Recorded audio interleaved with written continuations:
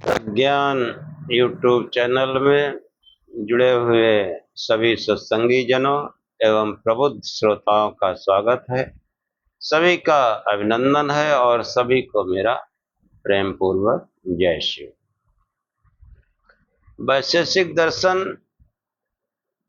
के पिछले आख्यान में अभाव पदार्थ के लौकिक प्रत्यक्ष तथा योगज का धर्म द्वारा अलौकिक प्रत्यक्ष का विवेचन किया गया है कि जो पदार्थ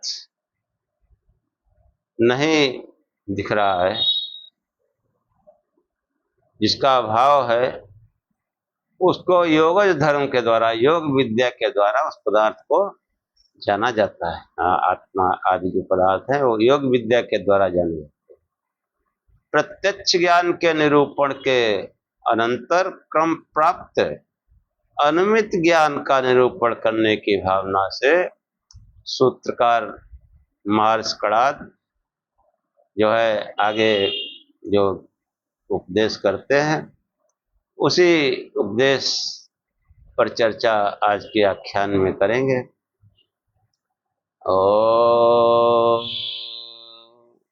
असतो मा सद्गमय तमसो मा ज्योतिर्गमय मृत्योर्मामृतं गमय। हे परम गुरु परमात्मा, हमें असत्य से सत्य की ओर ले चलो, अंधकार से प्रकाश की ओर ले चलो तथा मृत्यु से अमरता की ओर ले चलो।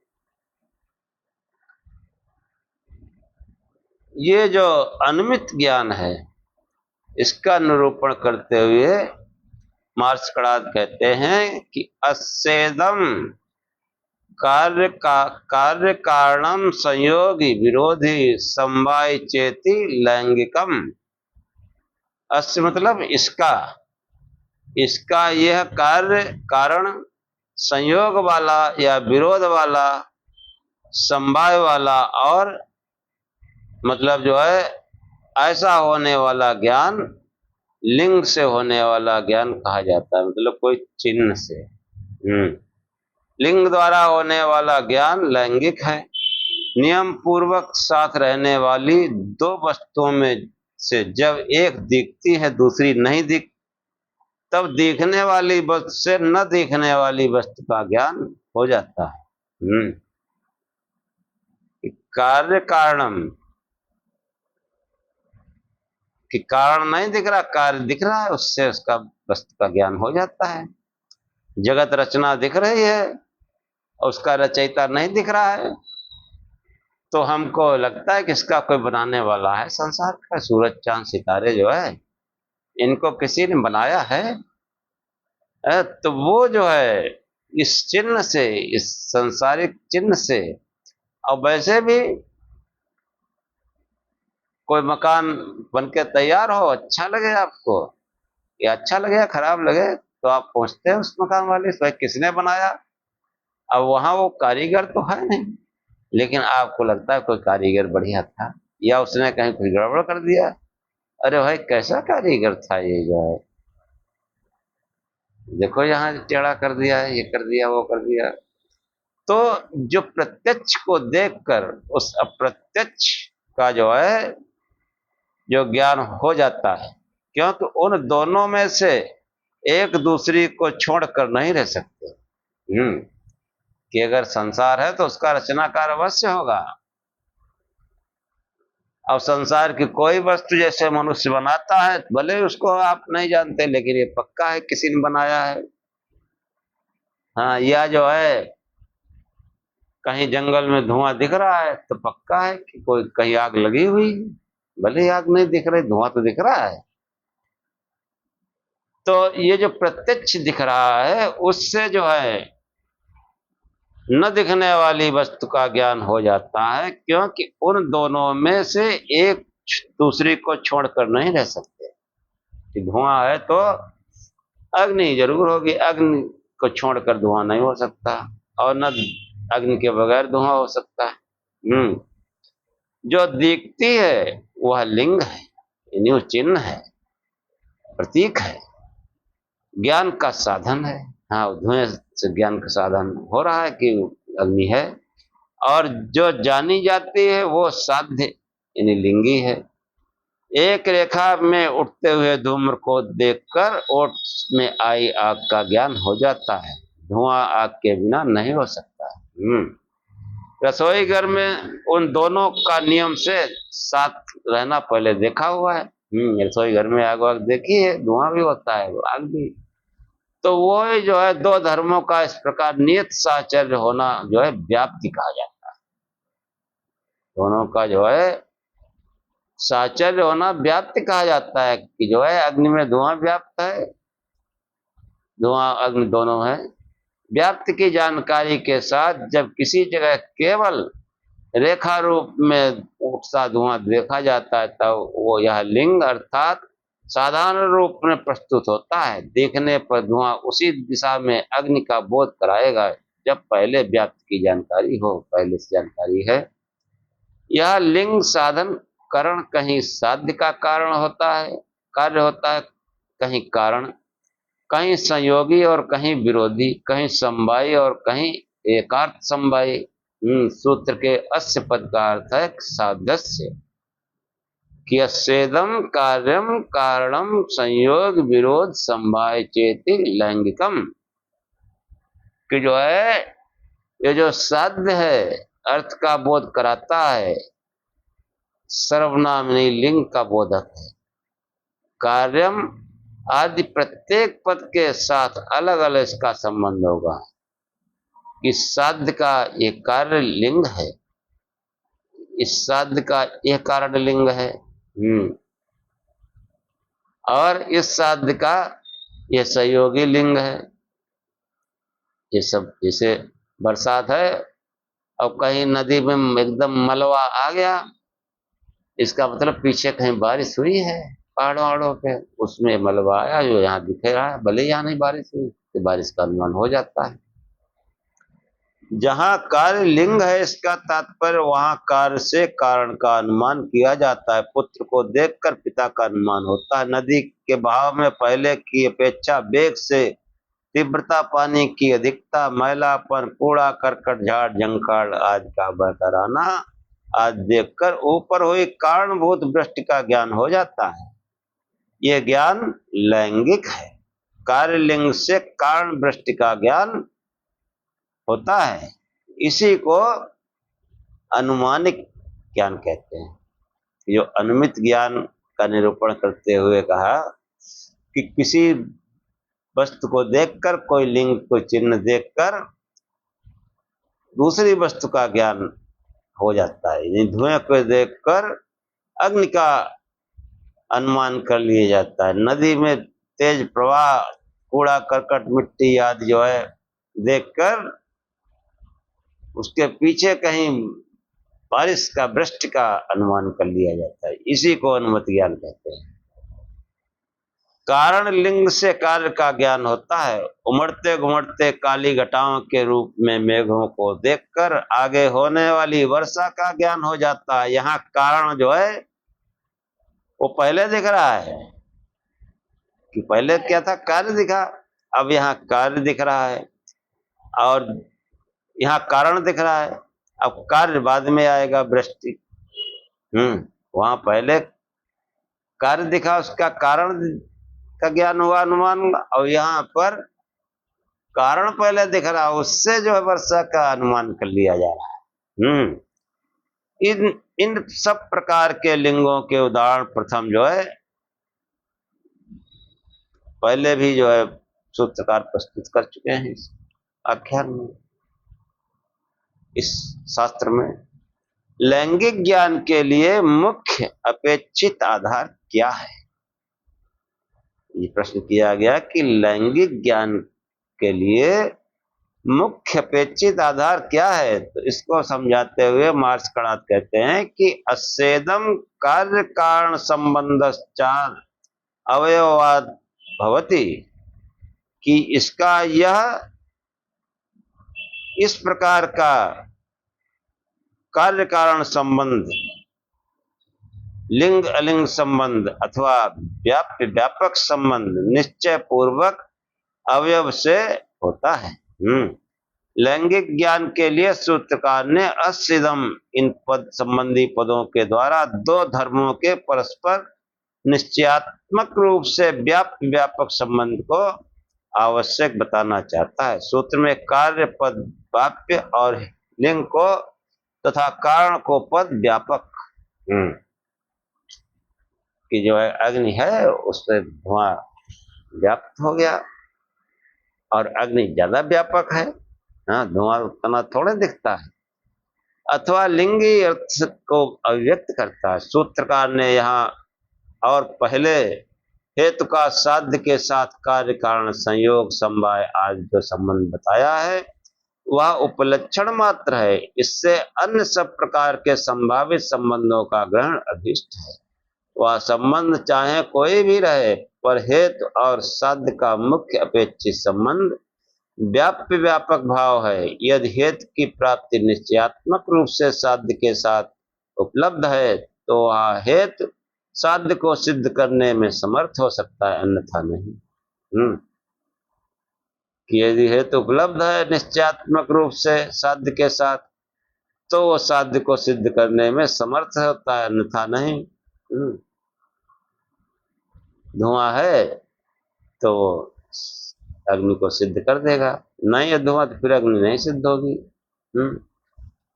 हेतु और साध्य के लिंगी भाव तथा व्यापक भाव संबंध का निश्चय कैसे होता है? तो सूत्रकार जो है उस आगे सूत्र में कहते हैं कि अवयवाद भवंती, अवयव से होता है।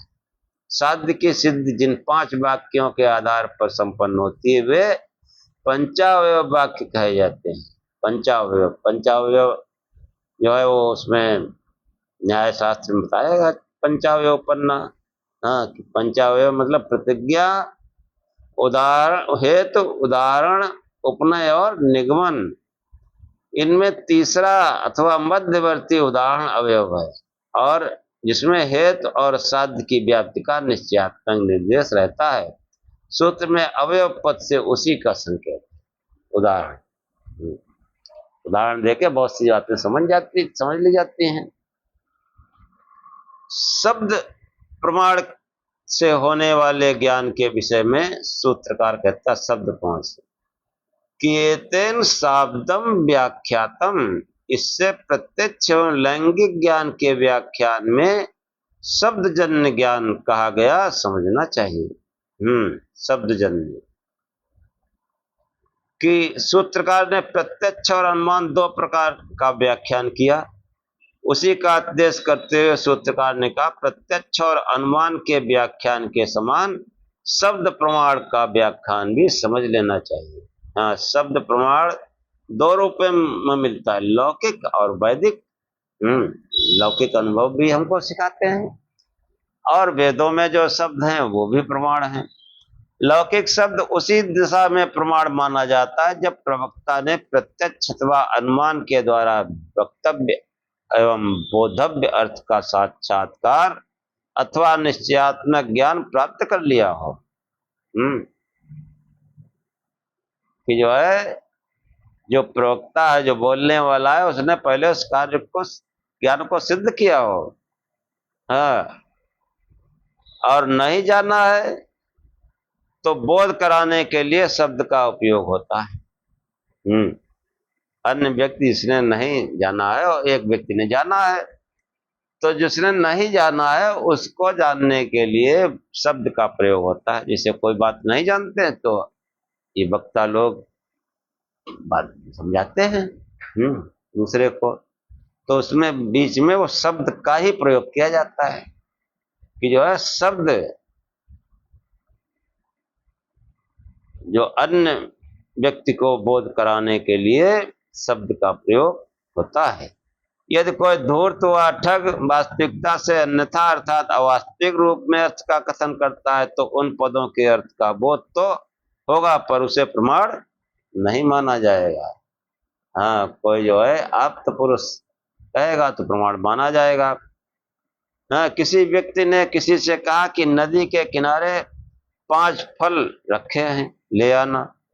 यदि बौद्धा व्यक्ति नदी के किनारे जाकर 5 फल प्राप्त कर लेता है तो उक्त शब्द का प्रमाण सिद्ध है, परंतु कोई ठग किसी को लूटने के लिए उक्त शब्दों का प्रयोग करता है, हाँ, कि बौद्धा उससे अर्थबोध हो जाता है और उसी के अनुसार लोभ में आविष्ट होकर फल की आशा से किनारे जाता है, हाँ, वहां सुनसान में लूट लिया जाता है। इस दशा में उक्त शब्द प्रमाण नहीं माना जाएगा, क्योंकि उससे अर्थबोध होने पर भी वह यथार्थ रहा, अतः वह प्रमाण नहीं है। वैदिक शब्द के 2 भाग हैं, एक वेद संहिता रूप शब्द समुदाय है जो ईश्वर प्रेरणा से प्रकाश में आया, दूसरा है जो वेदों के व्याख्यान रूप में ऋषियों ने रचना की। इनमें आर्ष संहिता, ब्राह्मण ग्रंथ, आरण्यक, उपनिषद आदि शब्द समुदाय हैं। इनके रचयिता ऋषि साक्षात धर्मा लोककर्ता पुरुष थे। जो उपनिषदों को ज्ञान है ऋषियों के द्वारा किया गया, ये साक्षात जो है धर्म को साक्षात किया था, इन्हें जो भी बताया उसको साक्षात किया था। साक्षात्कृत धर्मा लोककर्ता पुरुष थे। उन्होंने जो कुछ कहा प्राणी मात्र के कल्याण की भावना से है, हाँ, यथार्थ होने से उनका प्रामाण्य है। फिर भी पुरुष में भ्रम, प्रमाद, आलस, विलिप्सा आदि दोषों की संभावना रहती है, हाँ, कि उनका जो है जो ज्ञान हम लोग करते हैं तो उसमें बताने वाले कुछ भ्रम, कुछ कमी रह सकती है। इसलिए इनके प्रामाण्य के लिए स्वयं ऋषियों ने कसौटी बताई। ऋषियों का को जो कथन है वो वेदानुकूल है, वो प्रमाण अन्य अप्रमाण है।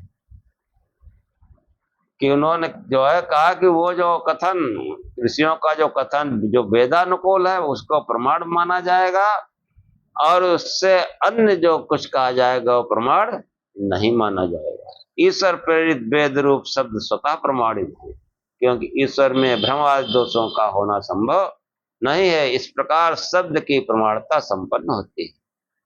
जो वेद वाणी है ईश्वरी वाणी कही गई, उसमें ईश्वर में भ्रम संदेह होने की कोई बात नहीं, तो वो शब्द प्रमाण माना जाता है वेदों को। और कोई मनुष्य कितना भी ज्ञाता हो तो कहीं न कहीं उसमें चूक हो सकती है, तो वो जो है प्रमाण माना जाएगा, लेकिन वो दूसरे नंबर पर माना जाएगा। जो मुख्य शब्द प्रमाण है वो वेद है। सूत्रार्थ के विषय में व्याख्याकारों ने ऐसा कहा कि जैसे लिंग से लिंगी का ज्ञान होता है वह लैंगिक ज्ञान, इसी प्रकार शब्द रूप लिंग से अर्थ लिंगी का ज्ञान होने से शब्द ज्ञान को भी लैंगिक ज्ञान मानना चाहिए, वह इससे अतिरिक्त नहीं है। संभवतः सूत्र की ऐसी व्याख्या सूत्रकार के आशय के अनुकूल प्रतीत नहीं होती। सूत्र में शाब्दम शब्द कहने का ये ध्वनित होता है कि वह ज्ञान शब्द बोध्य है, शब्द अर्थ का लिंगी नहीं है। अथवा ये कहना चाहिए किसी एक अर्थ के प्रति शब्द का व्यापक भाव संबंध नहीं है, समान अथवा एकमात्र ध्वनि संकेत के अनुसार विभिन्न अर्थों का बोध करा देते हैं। एक ही शब्द से कई अर्थ भी निकलते हैं। एक शब्द का अर्थ में सांकेतिक है, वही देश काल भेद से अन्य अर्थ में संकेतिक हो जाता है। अनेक अर्थों में संकेतिक होने से अनेक शब्द संशय के जनक हो सकते हैं, निश्चयात्मक ज्ञान के नहीं। फिर जैसे शब्द को लिंग मानकर उसके बोध अर्थ ज्ञान को लैंगिक ज्ञान कहा जाता है, ऐसे ही इंद्रियार्थ सन्निकर्ष को लिंग मानकर उससे होने वाले ज्ञान को भी लैंगिक ज्ञान कहना चाहिए। यदि प्रत्यक्षम अपि अर्थम अनुमानेन बहुत संते तर्क रसिका, इसके अनुसार यह अभिष्ट है, फिर भी प्रत्यक्ष एवं शब्द की प्रमाणता के ऊपर कोई बाधा नहीं आती। प्रत्यक्ष या शब्द से जाने गए अर्थ को अनुमान द्वारा कोई जानना चाहे तो भले जाने, इससे अन्य प्रमाणों की प्रमाणता तो अक्षुण्ण बनी रहती है। सूत्रकार जो है इसी भावना से जो है प्रसंगानुकूल ज्ञान के साधन में पदों की साधारण पर्यायता का निर्देश किया। कि हेतुपदेशो लिंग प्रमाणम कर्णमित्य अर्थांतरन, कि हेतु अपदेश यानी अपदेश, हेतु अपदेश, लिंग प्रमाण, कारणम यानी कारण, ऐसा यह प्रत्येक पद भिन्न अर्थ को नहीं कहता, साधन समान अर्थ को कहता है। हेतुवाद पदों में साधारण रूप से अर्थ की समानता केवल साधनता रूप में कही जाती, इन सभी पदों का साधन रूप अर्थ प्रकट करने के लिए प्रयोग होता है, परंतु इनके प्रयोग स्थल भिन्न रहते हैं। हेतु पद का संयोग वहां होता है अथवा होना चाहिए जहां वस्तुओं का कार्य कारण भाव प्रकट रहना है। जैसे घट कार्य की उत्पत्ति में कुलाल, मृतिका, चक्र, दंड आदि का कारण है। घड़ा अगर बनाया जाएगा तो एक कुलाल हो, कसी मतलब मिट्टी खोदने वाली, और मिट्टी हो, और फिर वो चाक हो जिसमें मिट्टी बर्तन बनाया जाता है, और चाक को घुमाने के लिए दंड हो। कि जैसे जो है घट कार्य की उत्पत्ति में कुलाल, मृतिका, चक्र, दंड आदि कारण हैं, इन कारणों के लिए हेतु पद का प्रयोग। अपदेश पद का प्रयोग शब्द द्वारा अर्थ का बोध कराने में जो साधन है शब्द, उसको अभिव्यक्त करने के लिए होगा। अर्थ का बोध कराने में शब्द की साधनता का निर्देश अपदेश पद से होना चाहिए। कि जो हेतु अपदेशो लिंग प्रमाणम कर्णमित्यन अर्थांतरम। तो ये जो अनुमान वाक्य में जो साधन का निर्देश है उसके लिए लिंग पद का प्रयोग होगा। प्रमाण और करण ये दोनों पद प्रत्येक प्रमाण में ज्ञान साधन के लिए उपयुक्त होते हैं। प्रत्यक्ष में इंद्रियात सन्निकर्ष प्रमाण अथवा करण है। प्रत्यक्ष मतलब इंद्रियात सन्निकर्ष, आंखें देख रहे हैं, कान सुन रहे हैं, मतलब सामने खुली आंख से दिख रहा है, वो तो प्रत्यक्ष प्रमाण है। उसमें जो है, उसमें तो कोई संशय नहीं है कि जो है जो इंद्रिय सन्निकर्ष प्रमाण अथवा करण है, अनुमान प्रमाण में लिंग ज्ञान अर्थात व्याप्त विशिष्ट पक्ष धर्मता ज्ञान अनुमत का साधन होने से प्रमाण अथवा करण कहा जाएगा। शब्द प्रमाण में शब्द द्वारा अर्थ का बोध कराने में पद ज्ञान साधन होता है, अतः वह प्रमाण अथवा करण पद से कहा जाएगा। फलता इन पदों में साधनता रूप अर्थ के आधार पर समानता है, वैसे इनके प्रयोग में अपना अपना क्षेत्र है। इसलिए केवल इतने आधार पर कि अर्थ बोध कराने में शब्द साधन है, शब्द ज्ञान को लैंगिक ज्ञान नहीं समझना चाहिए। प्रसंग का निगमन करते हुए सूत्रकार ने समस्त ज्ञानों के समान मूल आधार का निर्देश किया। कि जो समस्त ज्ञानों का जो मूल आधार है वो क्या है, तो उसको बताते हुए महर्षि कणाद कहते हैं कि अस्येदम इति बुद्धयपेक्षितत्वात्, अस्येदम इति बुद्धि अपेक्षितत्वात्, कि इसका यह है इस प्रकार बुद्ध ज्ञान के अपेक्षित होने से। सूत्र में अस्य और इदम दोनों सर्वनाम पद हैं, यथा प्रसंग अभिमत अर्थ का बोध कराते हैं।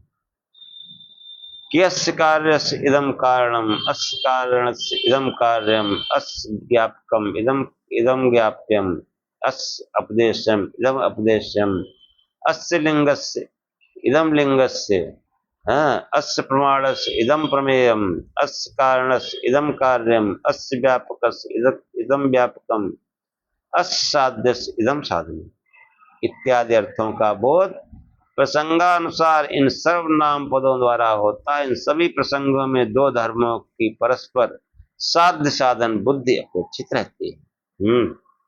जब किसी एक धर्म से दूसरे धर्म का ज्ञान करना होता है तो उनके परस्पर साध्य साधन भाव का ज्ञान आवश्यक रूप से होना चाहिए। इस साधन का ये साध्य है अथवा ये साध्य का ये साधन है, इस प्रकार का ज्ञान होना आवश्यक है। प्रमाण चाहे कोई हो, साध्य साधन भाव की समानता सर्वत्र रहती है। इतनी समानता से शब्द प्रमाण की स्वतंत्र सत्ता में कोई बाधा नहीं आती। यह प्रथम कहा गया कि शब्द से अर्थ का बोध संकेत के अधीन रहता है। कौन शब्द किस अर्थ का बोधक है, यह संकेत द्वारा निर्धारित है। अनेकत्र व्युत्पत्ति अथवा निर्वचन द्वारा उस अर्थ को अभिव्यक्त किया जाता है। संकेतों में देश काल से भेद अथवा सुतराम संभव है। यह नैसर्गिक वस्तु धर्म नहीं जो एक निश्चित लिंग लिंग भाव का नियामक हो। इस शब्द ज्ञान और संकेत है। हाँ, संकेत अक्षर होते हैं, उन्हीं से शब्द बनता है, वो वही कार्य आता है। और किसी भाषा में संकेत दूसरे टाइप के होते हैं, जैसे हिंदी में और है, उर्दू में और है, अंग्रेजी में और है, अरबी फारसी में और है। और तमाम भाषाएं हैं। इस देश में ही बहुत भाषाएं हैं और फिर पूरी दुनिया में पता नहीं कितनी भाषाएं हैं। यदि उपमान अर्थापत्ति ऐति संभव भाव आदि नामों से कथित प्रमाणों की प्रक्रिया का अनुमान प्रमाण की प्रक्रिया से नितांत साम्य है तो उनको अतिरिक्त प्रमाण मानने की आवश्यकता नहीं रहती, पर उन क्रियाओं से अर्थबोध तो होता ही है। अंगुली निर्देश, भ्रू विक्षेप, सिर कंपन आदि, हाँ, ये विविध क्रियाएं होती हैं तो विभिन्न दैहिक क्रियाओं से विशिष्ट अर्थ का बोध होता है। जैसे कोई बात आई, किसी ने आपकी तरफ देखा तो आपने ऐसे सिर हिला दिया ना, तो समझ गया मना कर रहे नहीं। अब अगर तुझे ऐसे हिला दिया तो समझ गया हाँ सही है। तो दैहिक क्रियाओं से विशिष्ट अर्थ का बोध होता है, परंतु इनको अतिरिक्त प्रमाण मानने की आवश्यकता नहीं है। इस रूप में प्रत्यक्ष, अनुमान और शब्द तीन प्रमाणों को स्वतंत्र रूप से मानना अपेक्षित है। मतलब प्रत्यक्ष जो सामने दिख रहा है, और अनुमान किसी चिन्ह से, जैसे धुआं से अग्नि का अनुमान, और शब्द प्रमाण, कोई भी है आप्त पुरुष है उसके भी शब्द को प्रमाण माना जाएगा, और कोई जो वैदिक शब्द हैं उनको भी प्रमाण माना जाएगा।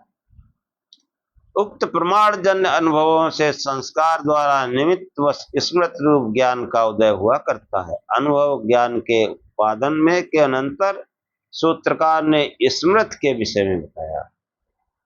स्मृत,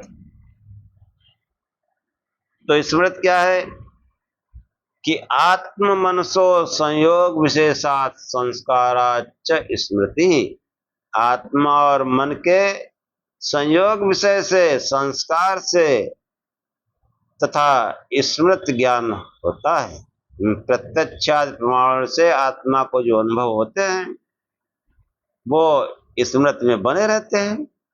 पहले कोई चीज देखिए, आग देखिए चूल्हे में जलती हुई, तो स्मृत में है वो। और फिर कहीं धुआं दिखाई पड़ा तो वो फौरन स्मृत काम करती है। तो ये जो है प्रत्यक्ष आदि प्रमाणों से आत्मा को जो अनुभव होते हैं वे तात्कालिक रहते हैं, परंतु उन अनुभवों से उस विषय के संस्कार आत्मा में जम जाते हैं। एक बार देखी आग, धुआं भी उठ रहा, आग भी जल रही, तो वो जब तक देख रहे हो ठीक है, जब नहीं दोगे, वहां से हट जाओगे, तब भी वो आत्मा में संस्कार बने रहते हैं। तो फिर कहीं भी जैसे धुआं वुआं दिखाई पड़ा तो समझ गए अग्नि जल रही है। इसका अन्य नाम भावना है।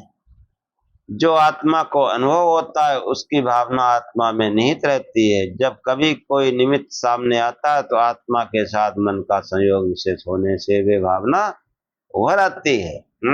फौरन भावना उभर आती है जो पहले जो स्मृत में है, और उस विषय का स्मरण हो आता है तो भावना उभर आती है और वो उस चीज का स्मरण हो आता है। स्मृत के उभरने के विषय स्मरण की दृढ़ इच्छा कारण है। हाँ, संस्कार व्यापार है।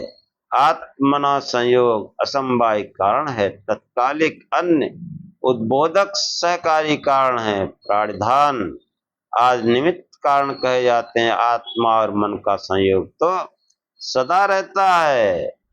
उसकी विशेषता है परिधान और निमित्त सहकृत होना। परिधान और निमित्त सहकृत होना। जब स्मृति को उभारने वाले अन्य निमित्त सामने आ जाते हैं तो यह संयोग स्मृति की उत्पत्ति में कारगर हो जाता है। निमित्त सहकृत, उसके निमित्त जैसे वैसी कोई चीज आएगी तभी तो वो संस्कार उभरेगा, तभी तो वो स्मृति उभर के आएगी। तो ये जो है परिधान आदि निमित्त सहकृत संयोग ये हमेशा रहता है। तो ये जो है स्वप्न दशा में होने वाले स्मृति ज्ञान जो है उसको भी जो है बताने का प्रयत्न किया गया कि स्वप्न दशा में भी तो ज्ञान होते हैं। स्वप्न जब देखता है उसमें भी ज्ञान होते हैं। अब वो कैसे ज्ञान होते हैं, हाँ वो ज्ञान कैसे होते हैं, तो इसको जो है आगे जो है मार्स कड़ा ने समझाया। स्वप्न के बारे में काफी विस्तार से समझाया है, तो उसको अगले आख्यान में समझाएंगे, क्योंकि अगर उसको समझाएंगे तो फिर आख्यान बहुत बड़ा हो जाएगा। तो ये जो स्मृति और शब्द प्रमाण देखो कितना बढ़िया कि हम जो भी ज्ञान करें तो वो जो है वो वेद उसमें शब्द प्रमाण है। अन्य शास्त्रों में भ्रम हो सकता है, लेकिन जो वेद हैं और वेद ज्ञान को हमारे आचार्यों ने पहले साक्षात्कृत किया फिर बताया, तो उपनिषदों का ज्ञान उन ऋषियों का ज्ञान है। अब बाकी हम जैसे लोग एक ही शब्द के अनेक अर्थ करते हैं तो भ्रम है, क्यों हमने उनको साक्षात्कृत नहीं किया। इसलिए वेदों के जो पद हैं वो कि धर्म के क्षेत्र में, आध्यात्मिक क्षेत्र में, सांसारिक क्षेत्र में वेद को आधार मानना पड़ेगा। और वेद में सब उठ पटांग बातें हैं नहीं कि सूरज 1 महीने तक ठहरा रहा, सूरज वरदान देने पहुंच गया, चंद्रमा मुर्गा बन के बोला। ये सब वेदों में से बकवास नहीं है। हाँ ये बकवास है जिसको हम धर्म समझते हैं। वैशेषिक शास्त्र जो है बताता है कि शब्द वही प्रमाणिक है कि जो अप्त पुरुष यानी ऋषि द्वारा बताया गया है। उपनिषदों का जो ज्ञान है मनुस्मृति में भी आया है कि आर्ष धर्मोपदेशं च वेद शास्त्र विरोधिना यस्तर्केणानुसंधत्ते सधर्म वेद नेतरः। कि आर्ष पुरुष यानी साक्षात्कृत धर्म आप्त पुरुष, आर्ष आर्ष मतलब ऋषि जिन्होंने उस ज्ञान को साक्षात्कार किया है, ऐसे ऋषियों का उपदेश। अब कोई कहे कि इसे आजकल तमाम पाखंडी, हाँ ये भी ऋषि हैं, उनके चेले चापड़ कहते हैं जंगल में तपस्या की, पता नहीं नहीं की, वो प्रचार करते हैं। तो कोई अपने को अगर आर्ष कहता भी है, ऋषि कहता भी है, तो उसको उसके उपदेश प्रमाण है, लेकिन वो एक शर्त जुड़ी है कि उपदेश कैसा हो, धर्म शास्त्र विरोधी ना, धर्म शास्त्र के विरोध में न हो। जो वेद शास्त्र में यार्ष धर्मोपदेशम च वेद शास्त्र विरोध ना, जो वेद में और शास्त्रों में बात नहीं है, जो 6 शास्त्र हैं उनमें भी नहीं है, वेदों में भी नहीं है,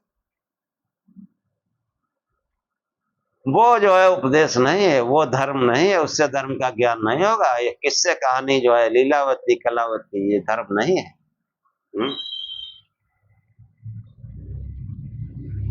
ये रासलीला धर्म नहीं है। वेद और शास्त्रों में ये राधे राधे और दुनिया भर का तमाशा, ये नहीं, बकवास बकवास। इसीलिए तो सनातन जो है गड्ढे में जा रहा है। देखो मनुस्मृति में मनु महाराज ने क्या लिखा कि आर्ष पुरुष कोई है उसका उपदेश है। अब कोई बनावटी आर्ष आप पुरुष आ जाए तो आगे लिखा हुआ है कि वेद शास्त्रा विरोध न, जो उपदेश हो रहा हो कहीं वेदों में है, वेदों में नहीं तो फिर वेद के इतर बोल रहा है, इसका मतलब वो सही नहीं है, वो उपदेश उपदेश नहीं है। और उसके बाद भी जो तर्क पूर्वक अनुसंधान करता है, तर्क पूर्वक बुद्धि पूर्वक वैज्ञानिक तरीके से, सनातन यही है कि तर्क पे खड़ा उतरे, बौद्धिक उस पे ज्ञान खड़ा उतरे, वैज्ञानिक हो। हाँ, वह जो है सनातन है। हाँ, विज्ञान नहीं है, वैज्ञानिक नहीं, यार न बौद्धिक लगेगा कि 1 महीने बराबर सूरज जो है टिका रहा, थक गया। हाँ, रथ समेत रवि था क्यों, निशा कब वन विधि हो, ये ज्ञान है। इसी को गला फाड़ फाड़ के लाते हैं सब। कोई वेदों की बात नहीं करता, शास्त्रों की बात नहीं करता, क्योंकि वो दुकान कैसे चले, दुकान चलाने, लोगों को मनोरंजन करना, धर्म गंभीर विषय है। वो बस तमाम जो है बूढ़े बाड़े घर से बेकार आदमी बैठे रहते हैं कथा सुनने में। हाँ, युवा क्यों जाए, वो बकवास थोड़े सुनेगा कि सूरज कोई निकल गया, ये ब्रह्मांड में सूरज कोई निकल जाएगा। और विद्वानों की देखो क्रियाकलाप देखिए, उसी को साबित करने में लगे हैं। अरे इतना दिमाग वेदों में क्यों नहीं लगाते, उपनिषदों में लगाओ, शास्त्रों जो हमारे 6 शास्त्र हैं उनमें लगाओ, देखो कैसा प्रकृष्ट ज्ञान निकल के आता है। तो ये सब जो है सत्संग बड़ी चीज है। सत्संग कैसा हो, बौद्धिक, हाँ, कि तर्क से अनुसंधान करो कि आर्ष धर्मोपदेशम च वेद शास्त्र विरोधिना यस तर्केणानुसंधते, जो तर्क के द्वारा अनुसंधान करता सधर्म वेद, वह धर्म को जानता है, वह सनातन को जानता है। नेत्रा और इतर जो भी हैं, गुगुआ इधर बैठे बोल रहा तुम प्रश्न कर ही नहीं सकते। अब कर दे तो लीला श्राप वरदान बताएंगे, प्रश्न का उत्तर नहीं देंगे। भगवान की लीला है कि 400 कोस की महिला मुंह फैला दिया उसने, मुंह फैला दिया 1200 किलोमीटर लंबा। तो पूछे कैसे, तो भगवान की लीला, ये कोई उत्तर हुआ, भगवान श्राप ये कोई उत्तर हुआ। हाँ, उत्तर बौद्धिक हो, वैज्ञानिक हो, और यही हमारा सनातन है कि जिसमें समस्त उत्तर बौद्धिक हैं, वैज्ञानिक। और मैंने पहले ये एपिसोड बताया 3 प्रकार के हमारे धर्म ग्रंथ हैं, तो ये उन अनपढ़ जाहिलों के लिए है कि नहीं कुछ जानते, किस्सा कहानियों से वो जुड़े रहेंगे, उनको बुद्धि के पास है ही नहीं, लगाएं क्या चाहिए। और बुद्धिमानों के लिए नहीं, बुद्धिमानों के लिए फिर वो श्रुत की तरफ जाएं, वेदों की तरफ जाएं, वैदिक साहित्य की तरफ, स्मृतियों का अध्ययन करें, भगवद गीता वगैरह। नीचे कुछ नहीं। तो जो है सबका निचोड़ योग है, योग। योग करें, उस प्रकाश स्वरूप से ध्यान करें, और भगवान सबका कल्याण करता है, इसलिए उसको शिव नाम से उसका जाप करें। और जो वेदानुकूल रूपक है भगवान का स्वरूप, जिस स्वरूप वेदों में वर्णन है, उस विराट पुरुष के रूप में शंकर भगवान की उपासना करें। और इसी के साथ आज का आख्यान समाप्त करते हैं। ओम सहनाववतु सहनौ भुनक्तु सह वीर्यं करवावहै तेजस्विनावधीतमस्तु मां विद्विषावहे। ओम शांति शांति शांति। हे परमात्मा, हम दोनों श्रोता और वक्ता की साथ साथ रक्षा करें, साथ साथ पालना करें। हमारा जो है, हम दोनों साथ साथ बल को बढ़ावें, पराक्रम करें। हमारा पढ़ा पढ़ाया एक साथ तेजस्ता को प्राप्त करें, हम आपस में द्वेष न करें। हे परमात्मा, हम दोनों को त्रिविध शांति प्राप्त हो, हमारे जीवन में कोई दैहिक दैविक भौतिक कष्ट न आए। ओम शांति शांति शांति। जय श्री